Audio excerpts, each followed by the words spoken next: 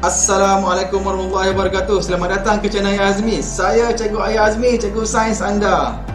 Video kali ini Cikgu keterangkan satu lagi tajuk berkaitan dengan topik sains, iaitu sumber tenaga boleh dibaharui dan tidak boleh dibaharui.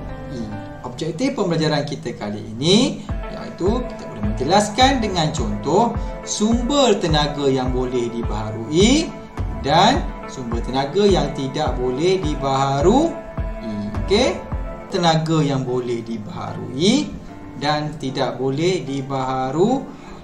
Okey, kita dah belajar tentang sumber tenaga. Kita ada beberapa sumber tenaga dan sumber-sumber tenaga itu, tahukah kamu sumber tenaga yang kita dah belajar itu boleh dikelaskan kepada sumber tenaga yang boleh dibaharui, okey, dan sumber tenaga yang tidak boleh dibaharui. Okey, ada dua. Apa benda tu? Okey, perhatikan carta di bawah. Okey, ada dua sumber tenaga. Yang pertama sekali boleh dibaharui, yang kedua tidak boleh dibaharui. Okey, tengok. Apa itu boleh dibaharui? Sumber tenaga yang boleh dijana secara berterusan. Sebab apa dia boleh diperbaharui ataupun dibaharui? Sebab dia boleh dijana secara berterusan. Itu kategori ataupun penerangan tentang tenaga yang boleh diperbaharui. Sebab apa? Dia boleh dijana secara berterusan. Tengok pula contoh tenaga yang tidak boleh dibaharui. Sebab apa dia tidak boleh dibaharui? Sebab sumber tenaga tersebut terhad. Maksud terhad tu dia tak cukup ataupun akan habis lah, dan tidak boleh dijana semula. Sebab itu dia dikategorikan sebagai tenaga yang tidak boleh dibaharui. Okey, kita tengok contoh ini. Ini contoh-contoh tenaga yang boleh dibaharui dan tenaga yang tidak boleh dibaharui.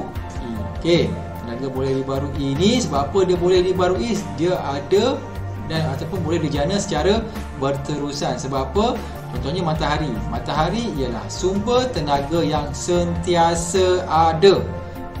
Okey, matahari sentiasa ada. Jadi sebab itulah dia boleh diperbaharui. Sebab apa? Dia boleh dijana secara berterusan. Sebab dia ada je, dia tak hilang-hilang ya. Matahari itu ada. Okey.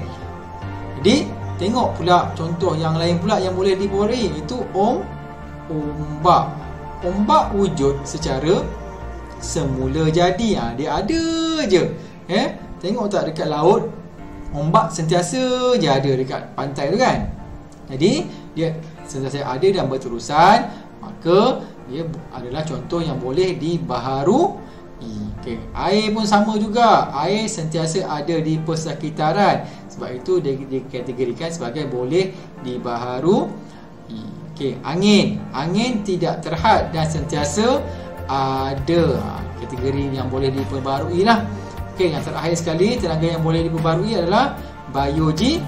Biogesim sentiasa ada kerana berasal daripada bahan semula jadi. So kita ada 1, 2, 3, 4, 5 tenaga yang boleh dibaharui, iaitu matahari, ombak, air, angin dan biogesim. Okey.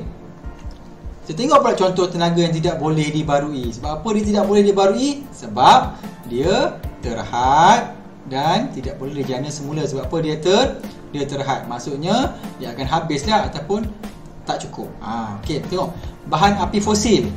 Bahan api fosil akan kehabisan suatu hari nanti. Betul lah, arang batu yang kita ambil tu akan habis. Gas asli yang kita gali dalam laut tu akan habis. Petroleum itu yang kita gunakan itu akan habis.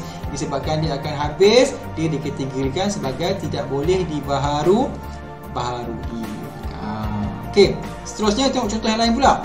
Bahan nuklear juga dikategorikan sebagai tenaga yang tidak boleh dibaharui.